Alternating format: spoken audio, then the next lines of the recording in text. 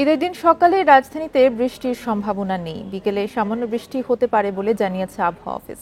তবে রংপুর, ময়মনসিংহ ও সিলেটে ভারী বৃষ্টির সম্ভাবনা আছে। এছাড়া বাতাসে আর্দ্রতা বেশি থাকায় অস্বস্তিকর ভ্যাপসা গরম অনুভূত হবে সারা দেশেই। এখন জন্ম সনদ দিয়ে খোলো বিকাশ স্টুডেন্ট অ্যাকাউন্ট। নিজের বিকাশ নিজে কর। রাজধানীতে অনুভূত হচ্ছে ভ্যাপসা গরম। রোববার ঢাকার বাতাসের আর্দ্রতা পাওয়া গেছে 87%। আবহাওয়া অফিস বলছে, ভারী বৃষ্টি না হলে গরমের অনুভূতি কমবে না। বাতাসে আর্দ্রতার কারণে ঘাম হচ্ছে বেশি, অস্বস্তিকর ঠেকছে গরমও।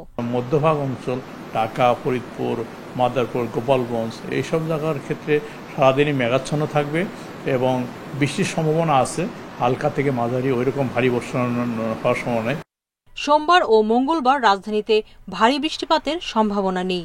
বরিশাল, রাজশাহী ও খুলনা বিভাগে তাপপ্রবাহ থাকতে পারে এই দুদিন। বৃষ্টি কম হলে গরম আরও বাড়তে পারে বলে জানিয়েছে আবহাওয়া অফিস।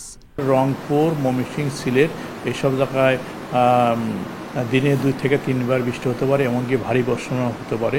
আর রাজশাহীর কিছু অংশ, খুলনা এবং বরিশাল এইসব জায়গায় বৃষ্টির সম্ভাবনা খুবই ক্ষীণ। আবহাওয়া অফিস বলছে, বুধবারের পর অন্তত 4 দিন ভারী বর্ষণের পর সারা দেশে তাপমাত্রা সহনীয় পর্যায়ে আসতে পারে।